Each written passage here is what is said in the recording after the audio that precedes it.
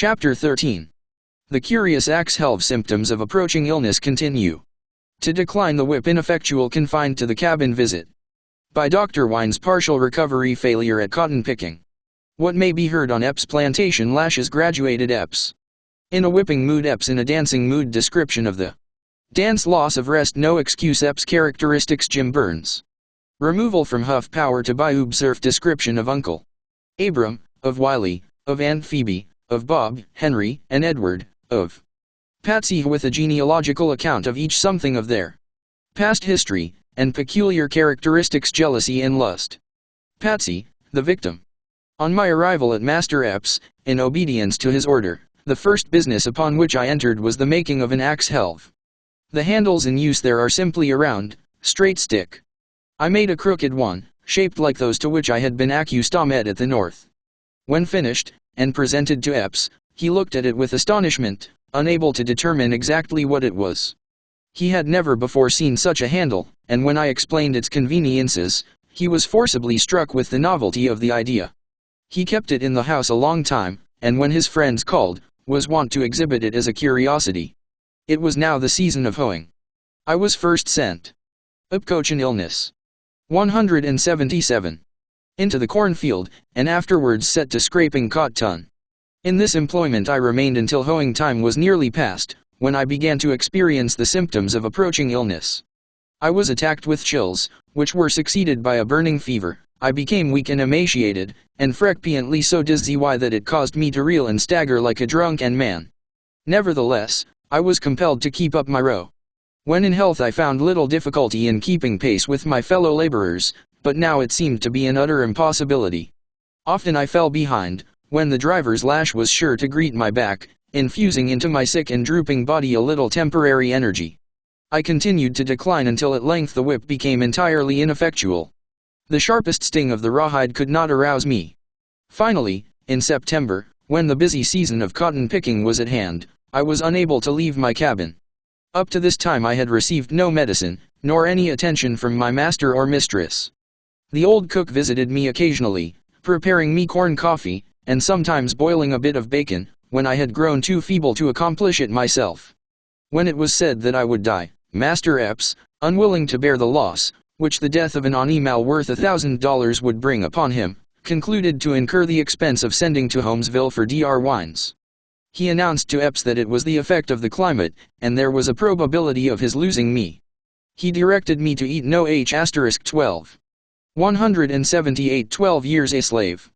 Meat, and to partake of no more food than was absolutely necessary to sustain life. Several weeks elapsed, during which time, under the scanty diet to which I was subjected, I had partially recovered. One morning, long before I was in a proper condition to labor, Epps appeared at the cabin door, and, presenting me a sack, ordered me to the cotton field. At this time I had had no experience whatever in cotton picking. It was an awkward business indeed. While others used both hands, snatching the cotton and depositing it in the mouth of the sack, with a precision and dexterity that was incomprehensible to me, I had to seize the bowl with one hand, and deliberately draw out the white, gushing blossom with the other. Depositing the cotton in the sack, moreover, was a difficulty that demanded the exercise of both hands and eyes. I was compelled to pick it from the ground where it would fall, nearly as often as from the stalk where it had grown.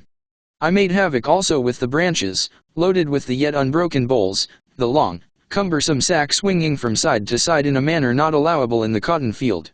After a most laborious day I arrived at the gin house with my load. When the scale determined its weight to be only 90-5 pounds, not half the quantity required of the poorest picker, Epps threatened the severest flogging, but in consideration of my being a raw hand, concluded to pardon me on that occasion. The following day, and many days succeeding, I returned at Nistet with no better success. I was heavy. Lashes graduated. 179. Dentally not designed for that kind of labor. I had not the gift, the dexterous fingers and quick motion of Patsy, who could fly along one side of a row of cotton, stripping it of its underlidey and fleecy whiteness miraculously fast. Practice and whipping were alike unavailing, and Epps, satisfied of it at last, swore I was a disgrace, that I was not fit to associate with a cotton-picking nigger, that I could not pick enough in a day to pay the trouble of weighing it, and that I should go into the cotton field no more. I was now employed in cutting and hauling wood, drawing cotton from the field to the gin house, and performed whatever other service was required. Suffice to say, I was never permitted to be idle. It was rarely that a day passed by without one or more whippings. This occurred at the time the cotton was weighed. The delinquent, whose weight had fallen short, was taken out, stripped, made to lie upon the ground, face downwards, when he received a punishment proportioned to his offense. It is the literal, unvarnished truth, that the crack of the lash, and the shrieking of the slaves, can be heard from dark till bedtime, on Epps' plantation, any day almost during the entire period of the cotton-picking season. The number of lashes is graduated according to the nature of the case. 25 are deemed a mere brush, inflicted, for instance, when a dry leaf or piece of bole is found in the cotton, or when a branch is broken in the field. 50 is the ordinary penalty following all delinquencies of the next higher grade. 180 12 years a slave. 100 is called severe. It is the punishment inflicted for the serious offense of standing idle in the field. From 150 to 200 is bestowed upon him who quarrels with his cabin mates, and 500, well laid on, besides the mangling of the dogs, perhaps, is certain to consign the poor, unpitied runaway to weeks of pain and agony. During the 2 years Epps remained on the plantation at Bayou Huff Power, he was in the habit, as often as once in a fortnight at least, of coming home intoxicated from Holmesville. The shooting matches almost invariably concluded with a debauch. At such times he was boisterous and half crazy. Often he would break the dishes, chairs, and whatever furniture he could lay his hands on. When satisfied with his amusement in the house, he would seize the whip and walk forth into the yard. Then it behooved the slaves to be watchful and exceeding wary. The first one who came within reach felt the smart of his lash. Sometimes for hours he would keep them running in all directions, dodging around the corners of the cabins. Occasionally he would come upon one unawares, and if he succeeded in inflicting a fair, round blow, it was a feat that much delighted him. The younger children, and the aged, who had become inactive, suffered then. In the midst of the confusion he would slyly take his stand behind a cabin, waiting with rice-ed whip, to dash it into the first black face that peeped cautiously around the corner. At other times he would come home in a less brutal. Epps in a dancing mood. 181. Humor. Then there must be a merry-making. Then all must move to the measure of a tune. Then Master Epps must needs regale his melodious ears with the music of a fiddle. Then did he become buoyant, elastic, gaily, tripping the light fantastic toe around the piazza and all through the house. Tibeats, at the time of my sale, had informed him I could play on the violin. He had received his information from Ford. Through the importunities of Mistress Epps, her husband had been induced to purchase me one during a visit to New Orleans. Frequently I was called into the house to play before the family, Mistress being passionately fond of music. All of us would be assembled in the large room of the great house, whenever Epps came home in one of his dancing moods. No matter how worn out and tired we were, there must be a general dance. When properly stationed on the floor, I would strike up a tune. "Dance, you d-niggers, dance," Epps would shout. Then there must be no halting or delay, no slow or languid movements, all must be brisk, and lively, and alert. Up and down, heel and toe, and away we go, was the order of the hour. Epps' portly form mingled with those of his dusky slaves, moving rapidly through all the mazes of the dance. Usually his whip was in his hand, ready to fall about the ears of the presumptuous thrall, who dared to rest a moment, or even stop to catch his breath. 182 12 years a slave. When Lai was himself exhausted, there would be a brief cessation, but it would be very brief. With a slash, and crack, and flourish of the whip, he would shout again, "Dance, niggers, dance," and away they old go once more, pell-mell, while I, spurred by an occasional sharp touch of the lash, sat in a corner, extracting from my violin a marvelous quick-stepping tune. The mistress often upbraided him, declaring she would return to her father's house at Cheneyville. Nevertheless, there were times she could not restrain a burst of laughter, on witnessing his uproarious pranks. Frequently, we were thus detained until almost morning. Bent with excessive toil, actually suffering for a little refreshing rest, and feeling rather as if we could cast ourselves upon the earth and weep, many a night in the house of Edwin Epps have his unhappy slaves been made to dance and laugh. Notwithstanding these deprivations, in order to gratify the whim of an unreasonable master, we had to be in the field as soon as it was light, and during the day perform the ordinary and accustomed task. Such deprivations could not be urged at the scales in extenuation of any lack of weight, or in the cornfield for not hoeing with the usual rapidity. The whippings were just as severe as if we had gone forth in the morning, strengthened and invigorated by a night's repose. Indeed, after such frantic revels, he was always more sour and savage than before, punishing for slighter causes, and using the whip with increased and more vindictive energy. Character of EPRS 183. 10 years I toiled for that man without reward. 10 years of my incessant labor has contributed to increase the bulk of his possessions. 10 years I was compelled to address him with downcast eyes and uncovered head in the attitude and language of a slave. I am indebted to him for nothing, save undeserved abuse and stripes. Beyond the reach of his inhuman thong, and standing on the soil of the free state where I was born, thanks be to heaven, I can raise my head once more among men. I can speak of the wrongs I have suffered, and of those who inflicted them, with upraised eyes. But I have no desire to speak of him or any other one otherwise than truthfully. Yet to speak truthfully of Edwin Epps would be to say he is a man in whose heart the quality of kindness or of justice is not found. A rough, rude energy, united with an uncultivated mind and an avaricious spirit, are his prominent characteristics. He is known as a nigger breaker, distinguished for his faculty of subduing the spirit of the slave, and priding himself upon his reputation in this respect, as a jockey boasts of his skill in managing a refractory horse. He looked upon a cold man, not as a human being, responsible to his creator for the small talent entrusted to him, but as a chattel personal, as mere live property, no better, except in value, than his mule or dog. When the evidence, clear and indisputable, was laid before him that I was a free man, and as much entitled to my liberty as he when, on the day I left, he was informed that I 184 12 years a slave. He had a wife and children, as dear to Areni as his own babes to him. He only raved and swore, denouncing the law that tore me from him, and declaring he would find out the man who had forwarded the letter that disclosed the place of my captivity, if there was any virtue or power in money, and would take his life. He thought of nothing but his loss, and cursed me for having been born free. He could have stood unmoved and seen the tongues of his poor slaves torn out by the roots. He could have seen them burned to ashes over a slow lyre, or gnawed to death by dogs, if it only brought him profit.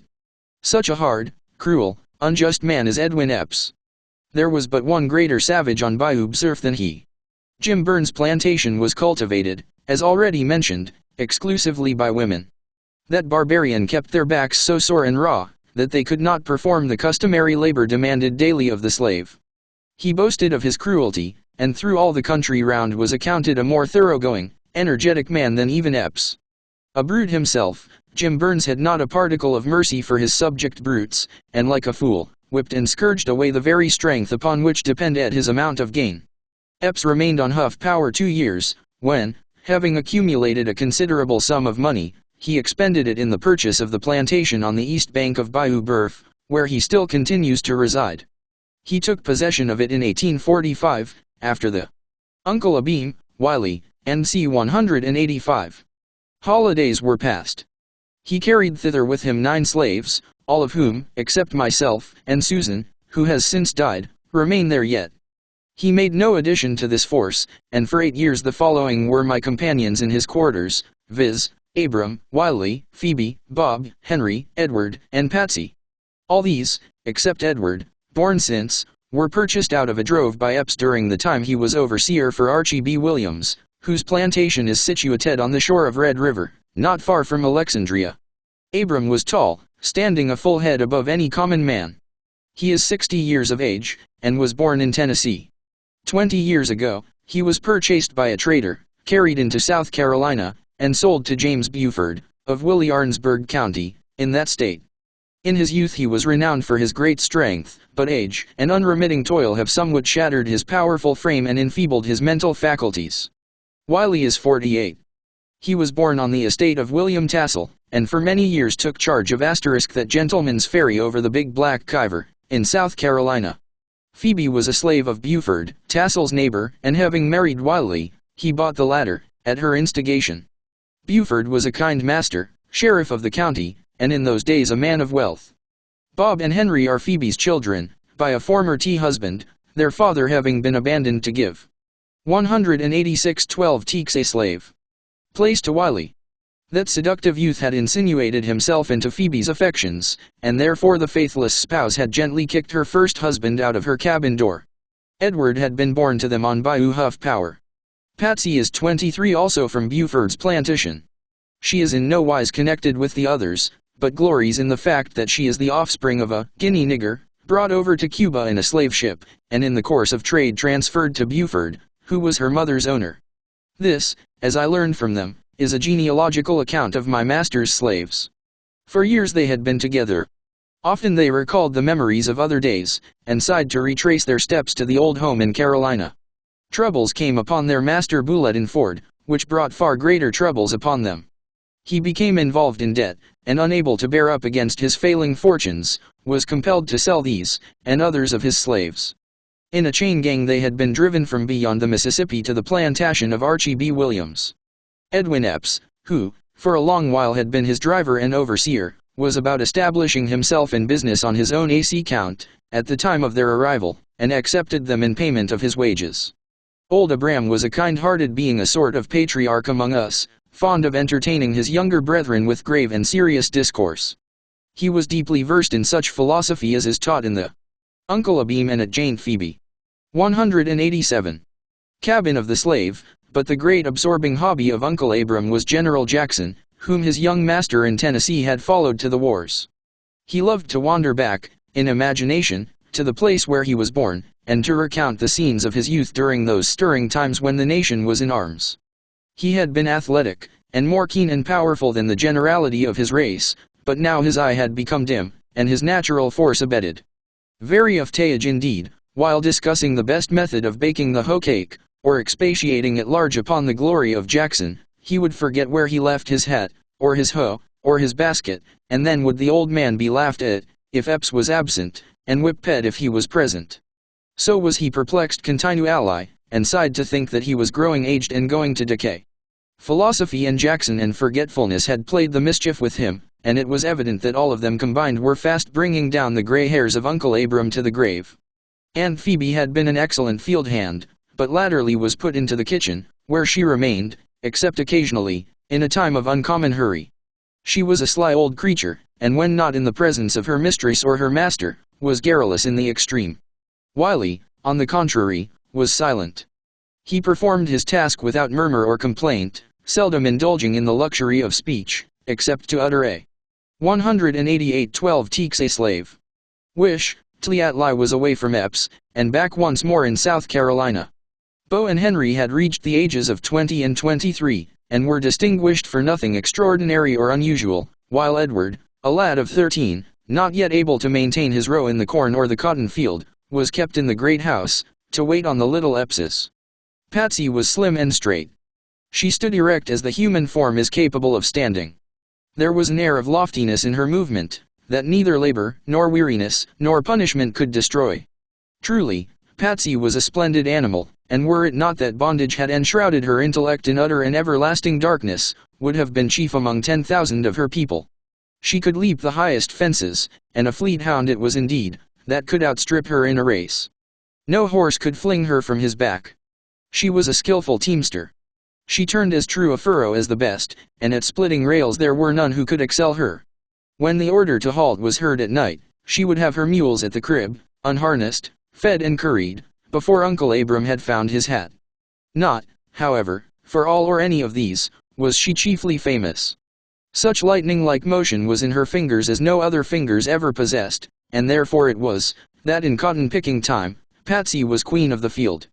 She had a genial and pleasant temper, and was faithful and obedient. Naturally, she was a joyous treatment of Patsette. 189. Creature, a laughing, light-hearted girl, rejoicing in the mere sense of existence. Yet Patsy wept oftener, and suffered more, than any of her companions. She had been literally excoriated. Her back bore the scars of 1,000 stripes, not because she was backward in her work, nor because she was of an unmindful and rebellious spirit, but because it had fallen to her lot to be the slave of a licentious master and a jealous mistress. She shrank before the lustful eye of the one, and was in danger even of her life at the hands of the other, and between the two, she was indeed accursed. In the great house, for days together, there were high and angry words, poutings and estrangement, whereof she was the innocent cause.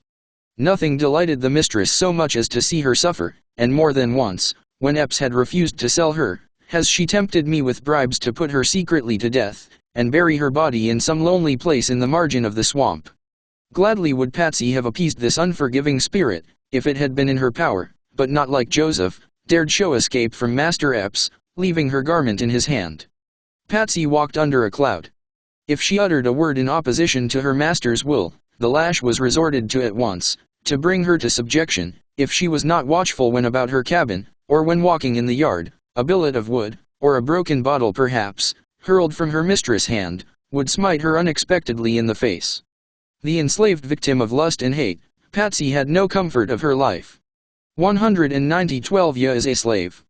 These were my companions and fellow slaves, with whom I was accustomed to be driven to the field, and with whom it has been my lot to dwell for 10 years in the log cabins of Edwin Epps.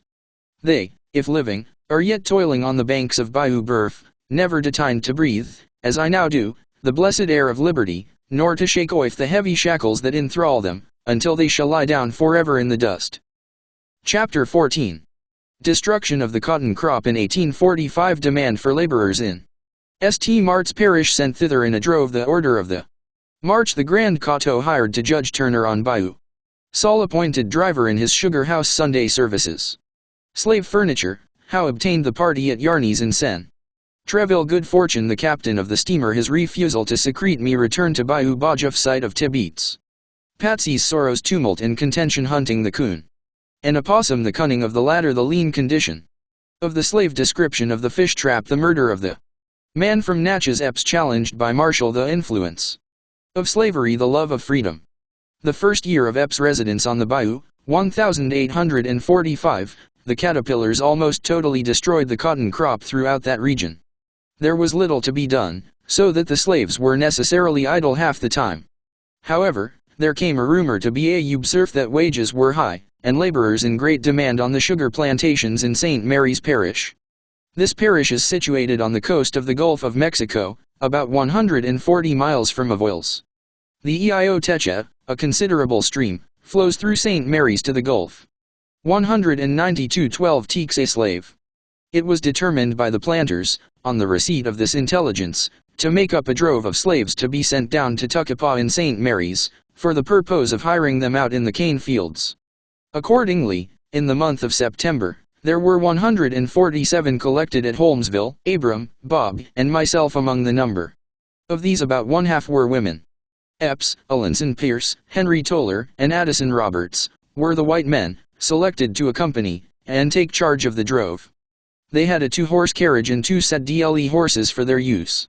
A large wagon, drawn by 4 horses, and driven by John, a boy belonging to Mr. Roberts, carried the blankets and provisions. About 2 o'clock in the afternoon, having been fed, preparations were made to depart. The duty assigned me was, to take charge of the blankets and provisions, and see that none were lost by the way. The carriage proceeded in advance, the wagon following. Behind this the slaves were arranged, while the 2 horsemen brought up the rear, and in this order the procession moved out of Holmesville. That night we reached a Mr. McCrow's plantation, a distance of 10 or 15 miles, when we were ordered to halt. Large fires were built, and each one spreading his blanket on the ground, laid down upon it. The white men lodged in the great house. An hour before day we were aroused by the drivers coming among us, cracking their whips and ordering us to arise. Then the blankets were rolled up, and marched to St. Mary's Parish. 193. And severally delivered to me and deposited in the wagon, the procession set forth again. The following night it rained violently. We were all drenched, our clothes saturated with mud, and after reaching an open shed, formerly a gin house, we found beneath it such shelter as it afforded. There was not room for all of us to lay down. There we remained, huddled together, through the night, continuing our march, as usual, in the morning. During the journey we were fed twice a day, boiling our bacon and baking our corn cake at the fires in the same manner as in our huts. We passed through Lafayetteville, Mountsville, Istotown, to Centerville, where Bob and Uncle Abram were hired. Our number decreased as we advanced, nearly every sugar plantation requiring the services of one or more. On our route we passed the Grand Coteau or prairie, a vast space of level, monotonous country, without a tree, except an occasional one which had been transplanted near some dilapidated dwelling. It was once thickly populated, and under cultivation, but for some cause had been abandoned. The business of the scattered inhabitants that now dwell upon it is principally raising cattle. Immense herds were feeding upon it as we passed. In the center of the Grand Coteau one feels as if he were on the ocean, out of sight of land. As far as the eye can see, in all directions, it is but a ruined and deserted waste. I was hired to Judge Turner, a distinguished man, an extensive planter, whose large estate T13. 194 12 years a slave. On Bayou Sal, within a few miles of the Gulf. Bay on Sal is a small stream flowing into the Hay of Atchafalaya. For some days I was employed at Turner's in repairing his sugar house, when a cane knife was put into my hand, and with 30 or 40 others, I was sent into the field. I found no such difficulty in learning the art of cutting cane that I had in picking cotton. It came to me naturally and intuitively, and in a short time I was able to keep up with the fastest knife. Before the cutting was over, however, Judge Tanner transferred me from the field to the sugar house, to act there in the capacity of driver. From the time of the commencement of sugar making to the close, the grinding and boiling does not cease day or night. The whip was given me with directions to use it upon anyone who was caught standing idle. If I failed to obey them to the letter, there was another one for my own back. In addition to this, my duty was to call on and off the different gangs at the proper time. I had no regular periods of rest, and could never snatch but a few moments of sleep at a time. It is the custom in Louisiana, as I presume it is in other slave states, to allow the slave to retain whatever compensation he may obtain for services performed on Sundays. In this way, only, are they able to provide themselves with any luxury or convenience whatever. When a slave, purchased, or kidnapped in the North, is transported to a cabin on Bayou 23 FB is furnished with neither knife, nor fork. Sunday services. 195. Nor dish, nor kettle, nor any other thing in the shape of crockery, or furniture of any nature or description. He is furnished with a blanket before he reaches there, and wrapping that around him, he can either stand up, or lie down upon the ground, or on a board, if his master has no NSE for it. He is at liberty to find a gonard in which to keep his meal, or he can eat his corn from the cob, just as he pleases. To ask the master for a knife, or skillet, or any small convenience of the kind, would be answered with a kick, or laugh at it as a joke. Whatever necessary article of this nature is found in a cabin has been purchased with Sunday money. However injurious to the morals, it is certainly a blessing to the physical condition of the slave, to be permitted to break the Sabbath. Otherwise there would be no way to provide himself with any utensils, which seem to be indispensable to him who is compelled to be his own cook. On cane plantations in sugar time, there is no distinction as to the days of the week. It is well understood that all hands must labor on the Sabbath, and it is equally well understood that those especially who are hired, as I was to Judge Turner, and authors in succeeding years, shall receive remuneration for it. It is usual, also, in the most hurrying time of cotton picking, to require the same extra service. From this source, slaves generally are afforded an opportunity of earning sufficient to purchase a knife, a kettle, tobacco, and so forth. The females, discarding the latter luxury, are apt to expend their little. 196 12 tiers a slave. Revenue in the purchase of gaudy ribbons, wherewithal to deck their hair in the merry season of the holidays. I remained in St. Mary's until the 1st of January, during which time my Sunday money amounted to $10. I met with other good fortune, for which I was indebted to my violin, my constant companion, the source of profit, and soother of my sorrows during years of servitude. There was a grand party of whites assembled at Mr. Yarney's, in Centerville, a hamlet in the vicinity of Turner's plantation. I was employed to play for them, and so well pleased were the merrymakers with my performance, that a contribution was taken for my benefit, which amounted to $17. With this sum in possession, I was looked upon by my fellows as a millionaire. It afforded me great pleasure to look at it, to count it over and over again, day after day. Visions of cabin furniture, of water pails, of pocket knives, new shoes, and coats and hats, floated through my fancy, and up through all rose the triumphant contemplation, that I was the wealthiest nigger on Bayou Surf. Vessels run up the Bayou Teche to Centerville. While there, I was bold enough one day to present myself before the captain of a steamer, and beg permission to hide myself among the freight. I was emboldened to risk the hazard of such a step, from overhearing a conversation, in the course of which I ascertained he was a native of the Orth.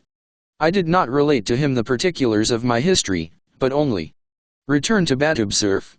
197. Expressed an ardent desire to escape from slavery to a free state. He pitied me, but said it would be impossible to avoid the vigilant custom house officers in New Orleans, and that detection would subject him to punishment, and his vessel to confiscation.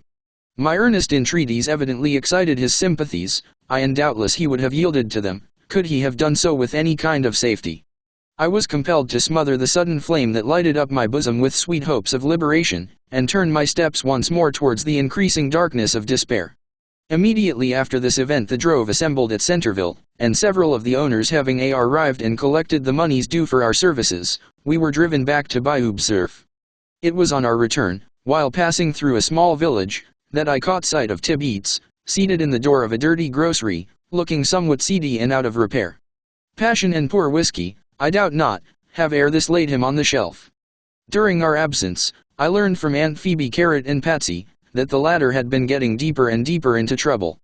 The poor girl was truly an object of pity. Old Hogjaw, the name by which Epps was called, when the slaves were by themselves, had beaten her more severely and frequently than ever. As surely as he came from Holmesville, elated with liquor, and it was often in those days he would whip her, merely to gratify the mistress, would 198 12 Teeks a slave. Punish her to an extent almost beyond endurance, for an offense of which he himself was the sole and irresistible cause. In his sober moments he could not always be prevailed upon to indulge his wife's insatiable thirst for vengeance. To be rid of Patsy, to place her beyond sight or reach, by sale, or death, or in any other manner, of late years, seemed to be the ruling thought and position of my mistress. Patsy had been a favorite when a child, even in the great house. She had been petted and admired for her uncommon sprightliness and pleasant disposition. She had been fed many a time, so Uncle Abram said, even on biscuit and milk, when the madam, in her younger days, was wont to call her to the piazza, and fondle her as she would a playful Idden. But a sad change had come over the spirit of the woman. Only black and angry fiends ministered in the temple of her heart, until she could look on Patsy but with concentrated venom. Mistress Epps was not naturally such an evil woman, after all. She was possessed of the devil, jealousy, it is true, but aside from that, there was much in her character to admire. Her father, Mr. Roberts, resided in Cheneyville, an influential and honorable man, and as much respected throughout the parish as any other citizen. She had been well educated at some institution this side the Mississippi, was beautiful, accomplished, and usually good-humored. She was kind to all of us but Patsy frequently, in the absence of her husband, sending out to us some little Patsy's sockhouse. 199. Dainty from her own table. In other situations in a different society from that which exists on the shores of Bayou Boeuf, she would have been pronounced an elegant and fascinating woman. An ill wind it was that blew her into the arms of Epps. He respected and loved his wife as much as a coarse nature like his is capable of loving, but supreme selfishness always overmastered conjugal affection. He loved as well as baser natures can. But a mean heart and soul were in that man. He was ready to gratify any whim, to grant any request she made, provided it did not cost too much. Patsy was equal to any two of his slaves in the cotton field. He could not replace her with the same money she would bring. The idea of disposing of her, therefore, could not be entertained. The mistress did not regard her at all in that light. The pride of the haughty woman was aroused, the blood of the fiery Southern boiled at the sight of Patsy, and nothing less than trampling out the life of the helpless bondwoman would satisfy her. Sometimes the current of her wrath turned upon him whom she had cause to hate. But the storm of angry words would pass over at length, and there would be a season of calm again. At such times Patsy trembled with fear, and cried as if her heart would break, for she knew from painful experience, that if mistress should work herself to the red-hot pitch of rage, Epps would quiet her at last with a promise that Patsy should be flogged, a promise he was sure to 212 years a slave keep. Thus did pride, and jealousy, and vengeance war with avarice and brute passion in the mansion of my master, filling it with daily tumult and contention. Thus, upon the head of Patsy the simple-minded slave, in whose heart God had implanted the seeds of virtue, the force of all these domestic tempests spent itself at last. During the summer succeeding my return from St. Mary's Parish, I conceived a plan of providing myself with food, which, though simple, succeeded beyond expectation. It has been followed by many others in my condition, up and down the bayou, and of such benefit has it become that I am almost persuaded to look upon myself as a benefactor. That summer the worms got into the bacon. Nothing but ravenous hunger could induce us to swallow it. The weekly allowance of meal scarcely sufficed to satisfy us. It was customary with us, as it is with all in that region, where the allowance is exhausted before Saturday night, or is in such a state as to render it nauseous and disgusting, to hunt in the swamps for coon and opossum. This, however, must be done at night, after the day's work is accomplished. There are planters whose slaves, for months at a time, have no other meat than such as is obtained in this manner. So objections are made to hunting, inasmuch as it dispenses with drafts upon the smoke-house, and because every marauding coon that is killed is so much saved from the standing corn. They are hunted with dogs and clubs, slaves not being allowed the use of firearms. Hunting the coon and opossum. 201. The flesh of the coon is palatable, but verily there is nothing in all butcherdom so delicious as a roasted possum. They are a round, rather long-bodied, little asterisk animal, of a whitish color, with nose like a pig, and caudal extremity like a rat. They burrow among the roots and in the hollows of the gum tree, and are clumsy and slow of motion. They are deceitful and cunning creatures. On receiving the slightest tap of a stick, they will roll over on the ground and feign death. If the hunter leaves him, in pursuit of another, without first taking particular pains to break his neck, the chances are, on his return, he is not to be found. The little animal has outwitted the enemy, has played possum and is off. But after a long and hard day's work, the weary slave feels little like going to the swamp for his supper, and half the time prefers throwing himself on the cabin floor without it. It is for the interest of the master that the servant should not suffer in health from starvation, and it is also for his interest that he should not become gross from overfeeding.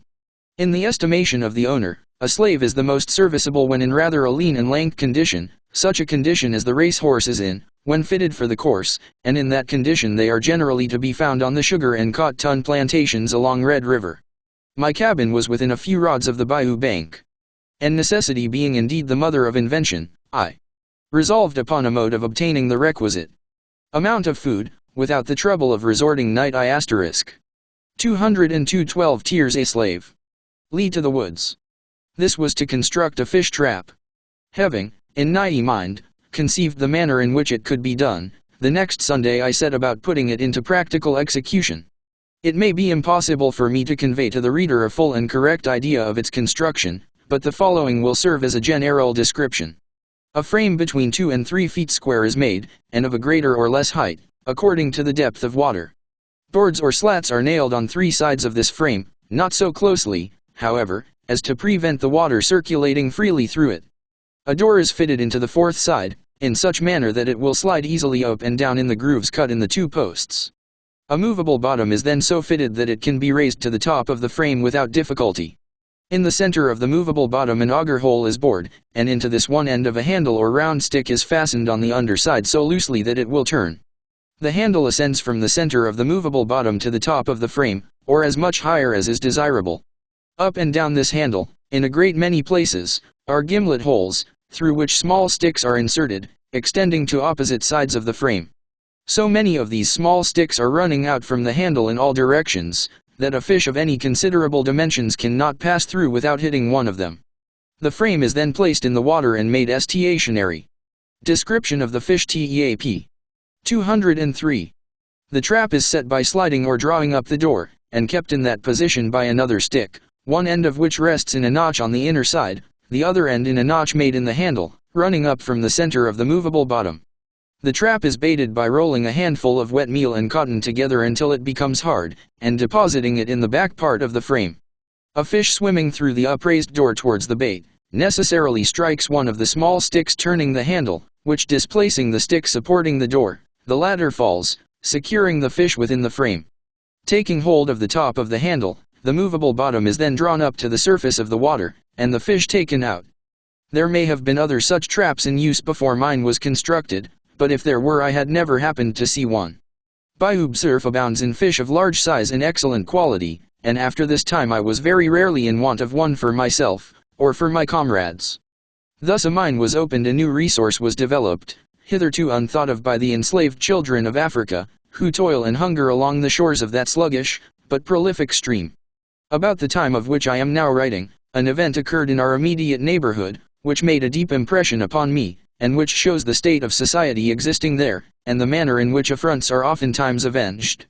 Directly opposite our quarters, on the other side of the bayou, 2. was situated the plantation of Mr. Marshall. He belonged to a family among the most wealthy and aristocratic in the country. A gentleman from the vicinity of Natchez had been negotiating with him for the purchase of the estate. One day a messenger came in great haste to our plantation, saying that a bloody and fearful battle was going on at Marshall's, that blood had been spilled, and unless the combatants were forthwith separated, the result would be disastrous. On repairing to Marshall's house, a scene presented itself that beggars description. On the floor of one of the rooms lay the ghastly corpse of the man from Natchez, while Marshall, enraged and covered with wounds and blood, was stalking back and forth, breathing out threatenings and slaughter. A difficulty had arisen in the course of their negotiation. High words ensued. When drawing their weapons, the deadly strife began that ended so unfortunately. Marshall was never placed in confinement. A sort of trial or investigation was had at Marksville, when he was acquitted, and returned to his plantation, rather more respected, as I thought, than ever, from the fact that the blood of a fellow being was on his soul. Epps interested himself in his behalf, accompanying him to Marksville, and on all occasions loudly justifying him, but his services in this respect did not afterwards deter a kinsman of this same Marshall from seeking his life also. A brawl occurred between them over a gambling table, which terminated in a Epps challenged. 205. Deadly feud. Riding up on horseback in front of the house one day, armed with pistols and bowie knife, Marshall challenged him to come forth and make a final settlement of the quarrel, or he would brand him as a coward, and shoot him like a dog the first opportunity. I taught through cowardice, nor from any conscientious scruples, in my opinion, but through the influence of his wife, he was restrained from accepting the challenge of his enemy. A reconciliation, however, was effected afterward, since which time they have been on terms of the closest intimacy. Such occurrences, which would bring upon the parties concerned in them merited and condign punishment in the northern states, are frequent on the bayou, and pass without notice, and almost without comment. Every man carries his bowie knife, and when two fall out, they set to work hacking and thrusting at each other, more like savages than civilized and enlightened beings. The existence of slavery in its most cruel form among them, has a tendency to brutalize the humane and finer feelings of their nature. Daily witnesses of human suffering, listening to the agonizing screeches of the slave, beholding him writhing beneath the merciless lash, bitten and torn by dogs, dying without attention, and buried without shroud or coffin, it cannot otherwise be expected than that they should become brutified and reckless of human life. It is true there are many kind-hearted and good men in the parish of Avoyelles, such men as will 206-12 teach a slave. Liam Ford, who can look with pity upon the sufferings of a slave, just as there are, over all the world, sensitive and sympathetic spirits, who cannot look with indifference upon the sufferings of any creature which the Almighty has endowed with life. It is not the fault of the slaveholder that he is cruel, so much as it is the fault of the system under which he lives. He cannot withstand the influence of habit and associations that surround him. Taught from earliest childhood, by all that he sees and hears, that the rod is for the slave's back, he will not be apt to change his opinions in maturer years. There may be humane masters, as there certainly are inhuman ones. There may be slaves well clothed, well fed, and happy, as there surely are those half clad, half starved and miserable. Nevertheless, the institution that tolerates such wrong and inhumanity as I have witnessed, is a cruel, unjust, and barbarous one. Men may write fictions portraying lowly life as it is, or as it is not, may expatiate with owlish gravity upon the bliss of ignorance, discourse flippantly from armchairs of the pleasures of slave life, but let them toil with him in the field, sleep with him in the cabin, feed with him on husks, let them behold him scourged, hunted, trampled on, and they will come back with another story in their mouths. Let them know the heart of the poor slave, learn his secret thoughts he dare not utter in the hearing of the white man. Let them sit by him in the silent watches of the night, converse with the love of freedom. 207. Him in trustful confidence of life, liberty, and the pursuit of happiness, and they will find that 99 out of every 100 are intelligent enough to understand their situation, and to cherish in their bosoms the love of freedom, as passionately as themselves. Chapter 15. Labors on sugar plantations, the mode of planting, cane of hoeing. Cane ricks, cutting cane, description of the cane knife. Bullnrowing, preparing for succeeding crops, description of Hawkins Sugar Mill on Bayou Bose of the Christmas holidays. The carnival season of the children of bondage, the Christmas supper red, the favorite color the violin, and the consolation. It afforded the Christmas dance lively, the coquette Sam Roberts, and his rival's slave songs Southern Lie as it is. 3 days LN the year the system of marriage Uncle Abram's contempt of matrimony. In consequence of my inability in cotton picking, Epps was in the habit of hiring me out on sugar plantations during the season of cane cutting and sugar making. He received for my services $1 a day, with the money supplying my place on his cotton plantation. Cutting cane was an employment that suited me, and for 3 successive years I held the lead row at Hawkins, leading a gang of from 50 to 100 hands. In a previous chapter the mode of cultivating cotton is described. This may be the proper place to speak of the manner of cultivating cane. The ground is prepared in beds, the same as it is prepared for the reception of the cotton seed, except mode of planting cane. 209. It is plowed deeper. Drills are made in the same manner. Planting commences in January, and continues until April. It is necessary to plant a sugar field only once in 3 years. 3 crops are taken before the seed or plant is exhausted. 3 gangs are employed in the operation. 1 draws the cane from the rick, or stack, cutting the top and flags from the stalk, leaving only that part which is sound and healthy. Each joint of the cane has an eye, like the eye of a potato, which sends forth a sprout when buried in the soil. Another gang lays the cane in the drill, placing 2 stalks side by side in such manner that joints will occur once in 4 or 6 inches. The third gang follows with hose, drawing earth upon the stalks, and covering them to the depth of 3 inches. In 4 weeks, at the farthest, the sprouts appear above the ground, and from this time forward grow with great rapidity. A sugar field is hoed 3 times, the same as cotton, save that a greater quantity of earth is drawn to the roots. By the 1st of August hoeing is usually over. About the middle of September, whatever is required for seed is cut and stacked in ricks, as they are termed. In October it is ready for the mill or sugar house, and then the general cutting begins. The blade of a cane knife is 15 inches long, 3 inches wide in the middle, and tapering towards the point and handle. The blade is thin, and in order to be at all serviceable must be kept very sharp. Every third hand takes the lead of 14. 210 12 is a slave. 2 others, one of whom is on each side of him. The lead hand, in the first place, with a blow of his knife shears the flags from the stalk. He next cuts off the top down as far as it is green.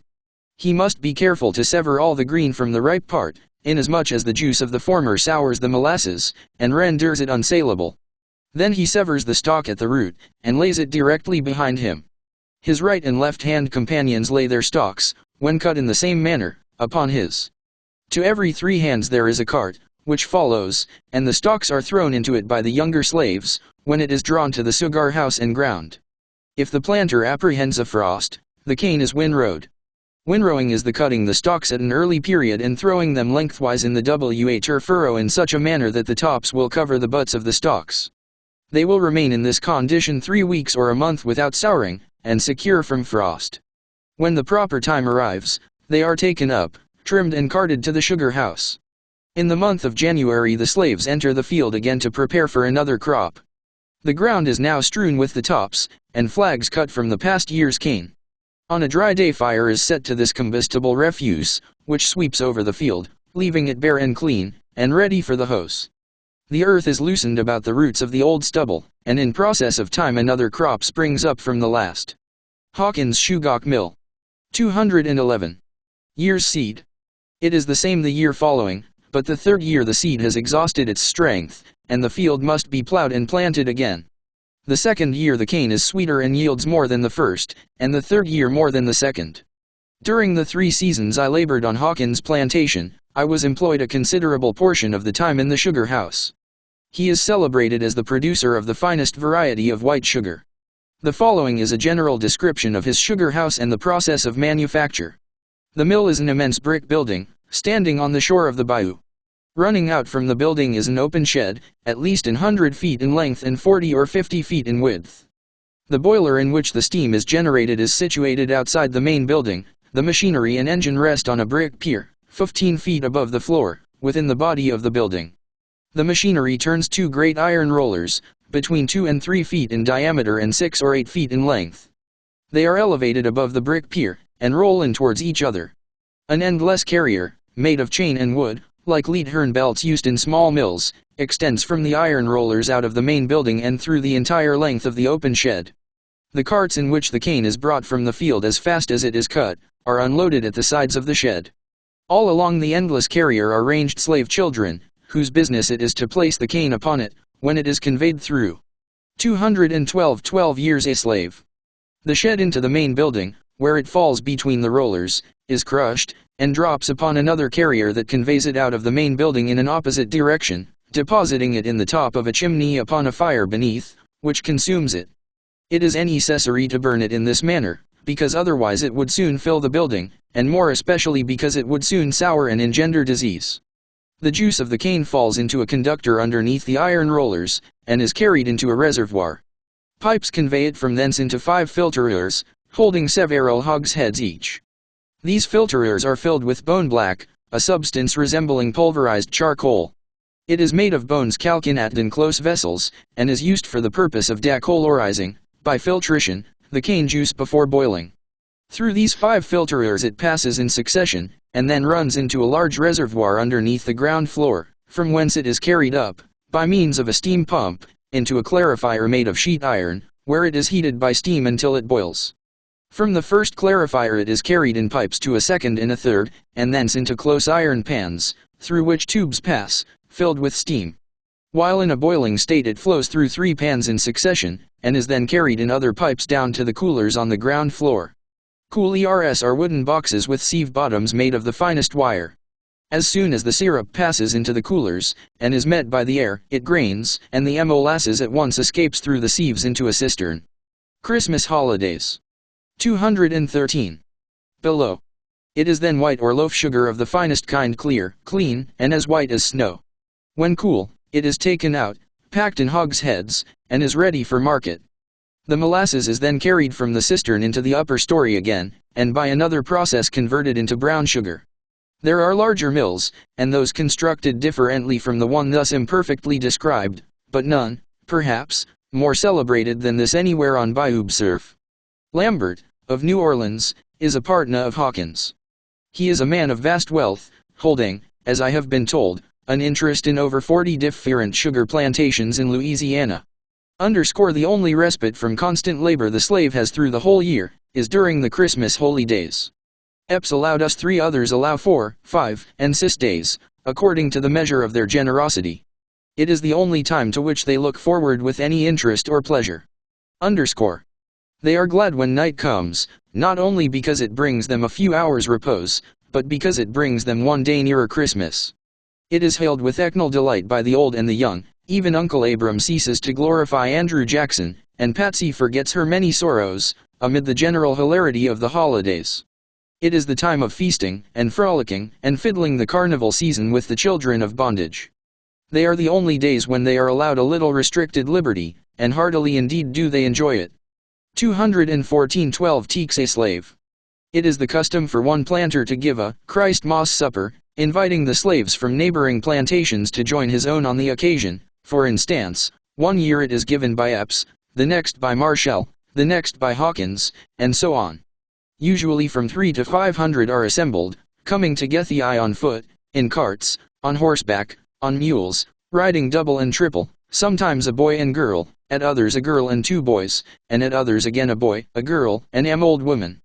Uncle Abram astride a mule, with Aunt Phoebe and Patsy behind him, trotting towards a Christmas supper, would be no uncommon sight on Bayou Burf. Then, too, of all days of the year, they array themselves in their best attire. The cotton coat has been washed clean, the stump of a tallow candle has been applied to the shoes, and if so fortunate as to possess a rimless or a crownless hat, it is placed jauntily on the head. They are welcomed with equal cordiality, however, if they come bareheaded and barefooted to the feast.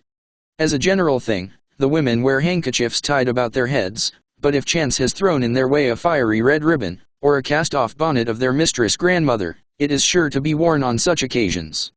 Red, the deep blood red, is decidedly the favorite color among the enslaved damsels of my acquaintance. If a red rib bone does not encircle the neck, you will be certain to find all the hair of their woolly heads tied up with red strings of one sort or another. The Christmas supper. 215. The table is spread in the open air, and loaded with varieties of meat and piles of vegetables. Bacon and cornmeal at such times are dispensed with. Sometimes the cooking is performed in the kitchen on the plantation, at others in the shade of wide branching trees. In the latter case, a ditch is dug in the ground, and wood laden and burned until it is filled with glowing coals, over which chickens, ducks, turkeys, pigs, and not unfrequently the entire body of a wild ox, are roasted. They are furnished also with flour, of which biscuits are made, and often with peach and other preserves, with tarts, and every manner and description of pies, except the mince, that being an article of pastry is yet unknown among them. Only the slave who has lived all the years on his scanty allowance of meal and bacon, can appreciate such pers white people in great numbers assemble to witness the gastronomical enjoyments. They seat themselves at the rustic table, the males on one side, the females on the other. The two between whom there may have been an exchange of tenderness, invariably manage to sit opposite, for the omnipresent Cupid disdains not to hurl his arrows into the simple hearts of slaves. Unalloyed and exulting happiness lights up the dark faces of them all. The ivory teeth, contrasting with their black complexions, exhibit two long, white streaks the whole extent of the table. All round the bountiful board a multitude of eyes roll in ecstasy. Giggling and laughter and the clattering of cutlery and crockery succeed. Cov. 216 12 is a slave. Fee's elbow hunches Lee's neighbor's side, impelled by an involuntary impulse of delight. Kelly shakes her finger at Sambo and laughs, she knows not why, and so the fun and merriment flows on. When the viands have disappeared, Carrot and the hungry maws of the children of toil are satisfied, then, next in the order of amusement, is the Christmas dance. My business on these gala days always was to play on the violin. The African race is a music-loving one, proverbially, and many there were among my fellow bondsmen whose organs of tune were strikingly developed, and who could thumb the banjo with dexterity, but at the expense of appearing egotistical, I must, nevertheless, declare, that I was considered the old bull of Bayou Surf. My master often received letters, sometimes from a distance of 10 miles, requesting him to send me to play at a ball or festival of the whites. He received his compensation, and usually I also returned with many picayunes jingling in my pockets the extra contributions of those to whose delight I had administered. In this manner I became more acquainted than I otherwise would, up and down the bayou. The young men and maidens of Holmesville always knew there was to be a jollification somewhere, whenever Piatt Epps was seen passing through the town with his fiddle in his hand. "Where are you going now, Piatt, and what is coming off tonight, Piatt?" would be interrogatories issuing from every door and window, and many a time when there was no special hurry, yielding to pressing importunity. The violin. 217. Ticks, Piatt would draw his bow, and sitting astride his mule, perhaps, discourse musically to a crowd of delighted children, gathered around him in the street. Alas! Had it not been for my beloved violin, I scarcely can conceive how I could have endured the long years of bondage.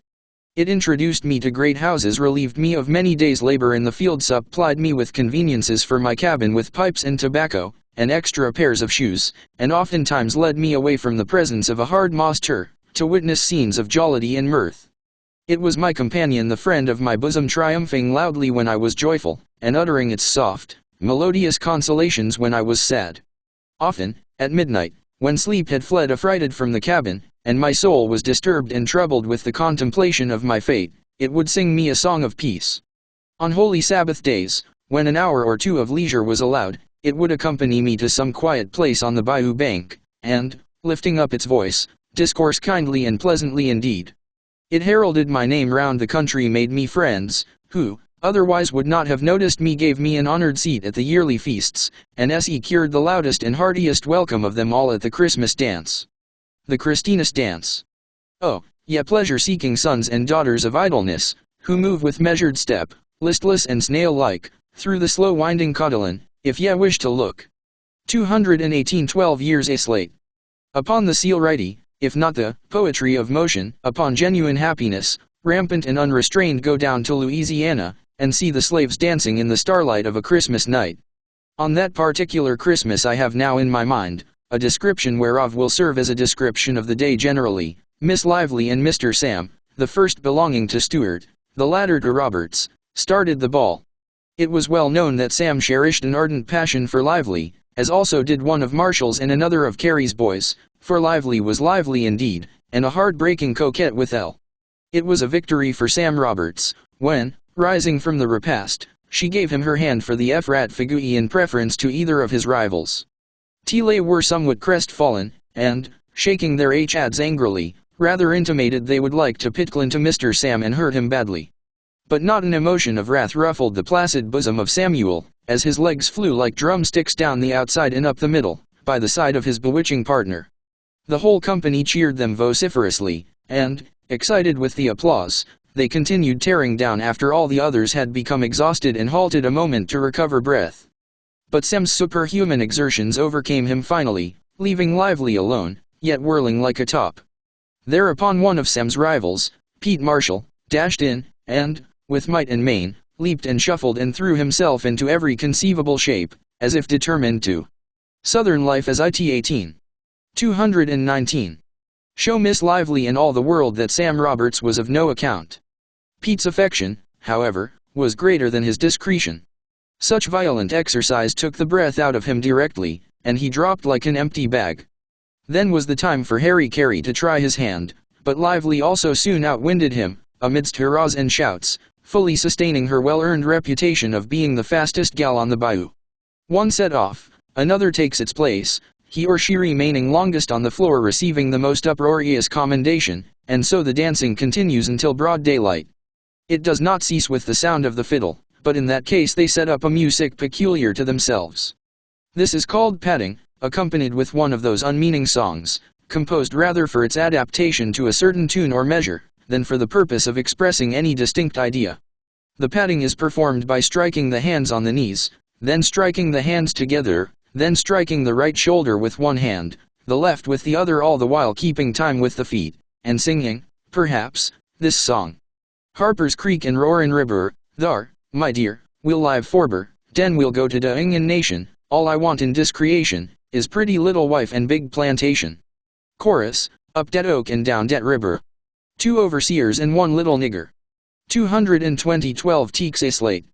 Or, if these words are not adapted to the tune called for, it may be that Old Hog Eye is a rather solemn and startling specimen of versification, not, however, to be appreciated unless heard at the South. It runneth as follows. Who's been here since I've been gone? One pretty little gal wid a Josie on. Hog Eye. Old Hog Eye, and Hosey too. Never seed alike since I was born, here come a little gal wid a Josie on. Hog Eye. Old Hog Eye. And Hosey too. Or, may be the following, perhaps, equally nonsensical, but full of melody, nevertheless, as it flows from the Negro's mouth.